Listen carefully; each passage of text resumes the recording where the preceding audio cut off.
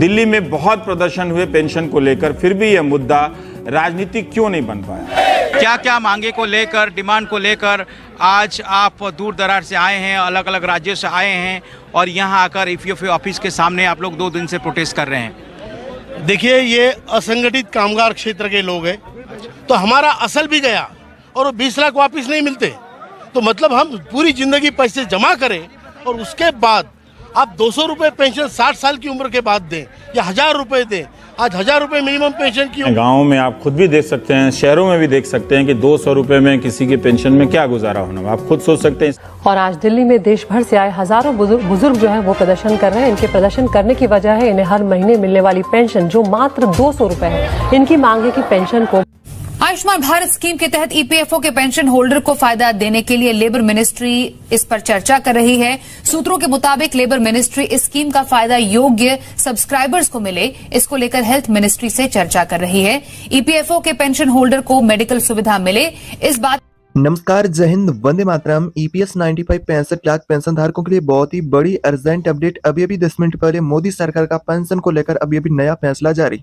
EPS 95 65 lakh pension धारक है, उनको मोदी सरकार ने शानदार सौगात दिए। तो क्या मोदी सरकार ने अभी 10 मिनट पहले आपकी पेंशन को लेकर फैसला जारी किया है और जिसका फायदा ईपीएस के 65 लाख पेंशन धारक है उन सभी को मिलने वाला है। रिटायर्ड कर्मचारी और पेंशनर से जो ईपीएस 95 पेंशन धारक है उनके लिए 2 फैसलों को लेकर सहमति बनी है हमेशा के लिए।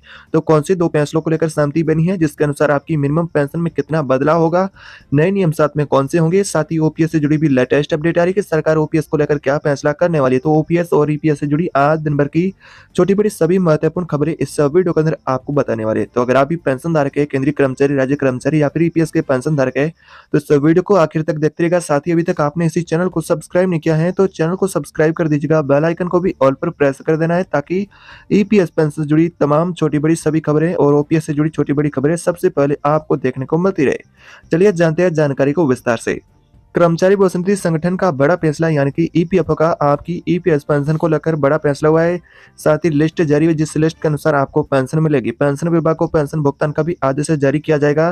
तो कब जारी किया जाएगा पेंशन भुगतान का आदेश और पेंशनर्स को जो पेंशन मिलेगी वो कितनी मिलेगी। जो पेंशन धारक जानना चाहते हैं कि काफी लंबे समय से मांग भी की जा रही कि 1000 रुपये की मिनिमम पेंशन है उसे बढ़ाया जाए, उसे 7500 रुपये लागू किया जाए, 8500 रुपये लागू किया जाए या फिर 9000 रुपये लागू किया जाए। लेकिन इनमें से कौन सी लिमिट आपकी पेंशन में लागू होने वाली है और इसको लेकर सरकार का क्या फैसला होने वाला है, ये तमाम जो जानकारी आपको जानना बहुत ही जरूरी है जो कि आप सभी की पेंशन से जुड़ी होने वाली है। पेंशन से जुड़ी जानकारी अगर आप यानी कि पेंशन बढ़ोतरी को लेकर इंतजार में है, पेंशन धारक है, अगर आप भी ईपीएस के एम्प्लॉय पेंशन स्कीम तो फिर आपकी जो 1000 रुपये की मिनिमम पेंशन वर्तमान में आपको मिलती है जिससे बढ़ा करके 9000 रुपये करने को लेकर जानकारी बताई जा रही कि इसको पेंशनर से जो मांग करे कि 9000 प्लस डीए की राशि को लागू किया जाए। और वैसे में लाखों कर्मचारी उनके लिए 2 नए नियम जारी हो चुके हैं, साथ 2 फैसले पेंशन को लेकर बताए जा रहे हैं जिसको लेकर सहमति बनी है। लेकिन ये जानकारी मीडिया रिपोर्ट के अनुसार होने वाली है। आपको आगे विस्तार से जानकारी बताएंगे इससे खबर की आखिरी पूरी सच्चाई क्या है कि आखिर आपको 9000 रुपये की पेंशन है मिलेगी या फिर नहीं, और मिलेगी तो किन पेंशन धारकों को मिलेगी और कब से मिलेगी। जैसा कि देखा जाए फैसला तो फिलहाल आपकी पेंशन को लेकर लंबित फैसला है जिसको लेकर चर्चाएं जारी हैं। कर्मचारी भविष्य निधि संगठन का बड़ा फैसला बताया जा रहा है कि आपकी पेंशन से जुड़ा हुआ है ईपीएफओ का फैसला, लेकिन ईपीएफओ ने आधिकारिक कोई भी पेंशन की बढ़ोतरी को लेकर फिलहाल घोषणा जारी नहीं की है। यह मीडिया रिपोर्ट के अनुसार जानकारी आ रही है जिसमें कि कर्मचारी भविष्य निधि संगठन का फैसला बताया जा रहा है और वैसे कि ईपीएस 95 पेंशन धारक है उनकी पेंशन की बढ़ोतरी को लेकर लिखित आदेश बताया जा रहा है कि आपकी पेंशन अब इतनी बढ़ेगी।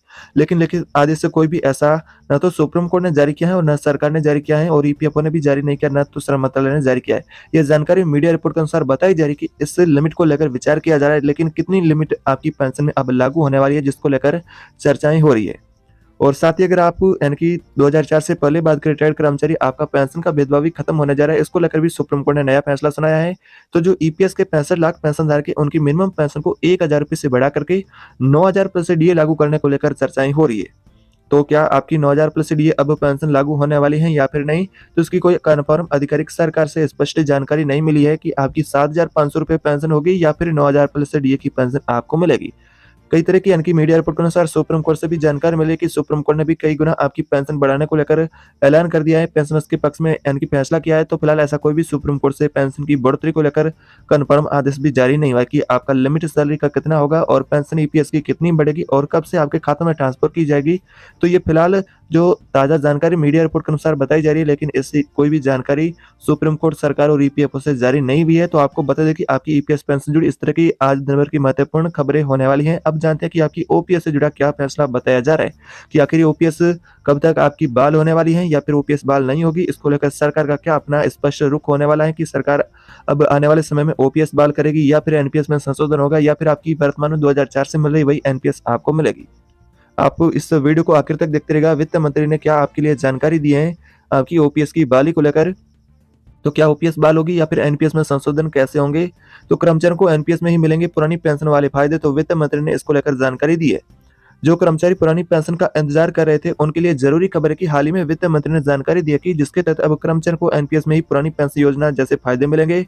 सरकार ने ओल्ड पेंशन स्कीम का विकल्प तैयार करने के लिए कमेटी बनाई है। कमेटी अब न्यू पेंशन स्कीम को ही ओल्ड पेंशन स्कीम जितना लोकप्रिय बनाने पर यानी कि काम करेगी। इसमें गारंटीड रिटर्न भी आपको मिलेगा। अतिरिक्त कमाई पर भी चर्चा हो रही है। साथ ही सरकार का कंट्रीब्यूशन भी 14% तक करने की प्लानिंग है। नेशनल पेंशन सिस्टम या न्यू पेंशन स्कीम को लेकर नई व्यवस्था बनाई जाएगी। व्यवस्था ऐसी होगी जिसमें केंद्र और राज्य सरकार दोनों ही अपना योगदान दे सकेगी, यानी कि वो अपना सकेगी, जिसमें कि केंद्र सरकार केंद्रीय कर्मचारी उनके लिए भी हो, राज्य कर्मचारी उनके लिए भी अपनाया जा सके। ओल्ड पेंशन स्कीम पर क्या चर्चा हो रही है, सरकार का आखिर क्या रुख होने वाला है, सरकार क्या आपकी ओपीएस को लेकर फैसला करेगी। तो ओल्ड पेंशन स्कीम पर क्या चर्चा अगर देखा जाए तो दरअसल काफी दिनों से ओल्ड पेंशन स्कीम को लेकर देश भर में सरकारी कर्मचारी आंदोलन कर रहे हैं। कई राज्यों ने भी इसे ओल्ड पेंशन स्कीम को फिर से बहाल भी कर रखा है। ऐसे में अब केंद्र सरकार इस पर क्या गौर कर रही है, यानी कि केंद्र सरकार का इसको लेकर क्या अपना स्पष्ट रुख होने वाला है। हालांकि ओल्ड पेंशन स्कीम को केंद्र स्तर पर लागू नहीं किया जा रहा है, लेकिन न्यू पेंशन स्कीम में गारंटीड रिटर्न पर वित्त मंत्रालय समीक्षा करेगा। और वैसे कि यह मामला नई पेंशन व्यवस्था योजना में पुरानी पेंशन योजना के फायदे जोड़ने पर चर्चा हो रही है। न्यू पेंशन स्कीम में सरकार अब मिनिमम गारंटीड पेंशन का प्लान लाने पर विचार करी है। इसमें पेंशनर्स की अतिरिक्त कमाई पर भी फोकस होगा। साथ ही सरकार का कंट्रीब्यूशन जो 14% का होता है उसमें भी बढ़ोतरी होगी। हालांकि सरकारी खजाने पर इसका कितना बोझ यानी कि पड़ेगा, तो वैसे में सरकारी खजाने पर बिना बोझ डाले ही आपका एनपीएस में कुछ नया सिस्टम जो बनेगा, जो आप संशोधन वाला कहे तो वह, जिसमें कि बिना सरकार के खजाने पर बोझ डाले ही पेंशनर्स को पेंशन में तो कैसे इसे बढ़ाया जाए, इसको लेकर रास्ता खोजा जा रहा है। पेंशन बढ़ाने के लिए एन्युटी में ज्यादा निवेश संभव हो सकता है। फिलहाल कुल फंड का 40% एन्युटी में निवेश होता है, जिससे कि आखिरी वेतन का करीब 35% पेंशन के तौर पर मिलता है। हालांकि मार्केट से लिंक होने की वजह से गारंटीड रिटर्न आपको नहीं होती है, जिसमें कोई भी फिक्स गारंटी नहीं होती है। तो एनपीएस में मौजूदा व्यवस्था क्या है और एनपीएस और ओपीएस में आखिर क्या अंतर होने वाला है और कर्मचारी क्यों ही ओपीएस की बहाली की मांग करें। जैसा कि अगर आप एनपीएस के पेंशनधारक है, ओपीएस के पेंशनधारक है, अगर आप नए पेंशनधारक है तो आपको यह जानना बहुत ही जरूरी है। बेसिक सैलरी का आपका यानी कि 10% आप योगदान करते हैं और 14% का सरकार योगदान करती है, जिसको कुल मिलाकर के ये योगदान 24% का होता है, जो कि पेंशन फंड में जाता है। और पेंशन फंड मैनेजर पैसे को निवेश करता है, जो कि शेयर और डेट फंड में। हालांकि शेयर डेट में निवेश पर परसेंटेज कर्मचारी तय करता है कि 60% रकम रिटायरमेंट के वक्त निकाली जा सकती है, वही 40% का रकम एन्युटी प्लान में निवेश की जाती है। रिटायरमेंट के समय वक्त निकाला गया पैसा जो टैक्स पूरी तरह से फ्री होता है, जिसमें कोई टैक्स आपका नहीं लगता है। अगर बात करें पुरानी पेंशन योजना में क्या व्यवस्था है, तो पुरानी पेंशन योजना में पैसों का भुगतान सरकारी खजाने से होता है, कर्मचारी को कोई भी योगदान देना नहीं होता है। इसमें आखिरी महीने के वेतन की आधी रकम के बराबर पेंशन दी जाती है। कर्मचारी की मृत्यु के बाद पति या पत्नी को ही पेंशन का फायदा मिलता है। इसमें हर 6 महीने पर मिलने वाला डीए का प्रावधान भी है। जब यानी कि महंगाई भत्ता बढ़ेगा तब तक यानी कि जो जितना बढ़ेगा महंगाई भत्ता, उनका भी फायदा जो पेंशनर्स है उनको मिलेगा। सरकारी खजाने को भी यानी कि जैसा कि अगर देखा जाए ओपीएस के अंदर सरकारी खजाने से यानी कि सारा भुगतान किया जाता है, तो सरकारी खजाने को ध्यान में रखते हुए अब एनपीएस में किस तरह संशोधन किया जाएगा वो अब सरकार सोच रही है, जिसको लेकर अब रास्ता खोजा जा रहा है। तो वैसे में अगर आरबीआई के द्वारा देखा जाए क्या इसको लेकर चेतावनी होने वाली है ओपीएस को लेकर, तो पुरानी पेंशन को लेकर कई तरह का है, जिसमें कि आरबीआई इसके खिलाफ है ओपीएस की। कुछ समय पहले ही आरबीआई ने इसको लेकर एक अलर्ट भी जारी किया था। इससे खजाने पर बोझ बढ़ रहा है। आरबीआई ने चेतावनी दी है कि इससे विकास कार्यों के खर्च में कटौती होती यानी कि ज्यादा है, जो ओपीएस की बहाली की वजह से ज्यादा होगी, जो इकोनॉमी के लिए जो नुकसानदेह साबित होने वाली है। तो कर्ज में डूबे हुए राज्यों के लिए पुरानी पेंशन मुसीबत है और कर्ज में डूबे राज्यों का वित्तीय खर्च इससे बढ़ने वाला है, यानी कि ओपीएस की बहाली से यह नुकसान बताए हैं आरबीआई ने। आरबीआई ने साफ तौर पर यानी कि ओपीएस के खिलाफ ही कहा है कि ओपीएस फिर से बहाल नहीं किया जाना चाहिए। लेकिन कर्मचारियों की मांग को देखा जाए तो कर्मचारी भी अपनी मांग को लेकर डटे हुए हैं कि सरकार ओपीएस को फिर से बहाल करे, लेकिन फिलहाल ये मामला लंबित है, जिसको लेकर सरकार ने कोई भी कंफर्म स्पष्ट जानकारी नहीं दी है कि आपकी एनपीएस संशोधन होगी या फिर ओपीएस बहाल होगी। तो फिलहाल ये लंबित फैसला है। तो ऐसी और भी ईपीएस और ओपीएस जुड़ी दिन भर की ताजा महत्वपूर्ण अपडेट पाना चाहते हैं तो चैनल को अभी तक आपने सब्सक्राइब नहीं किया है तो चैनल को सब्सक्राइब कर दीजिएगा, बेल आइकन को भी ऑल पर प्रेस कर दे, नई वीडियो सबसे पहले आप तक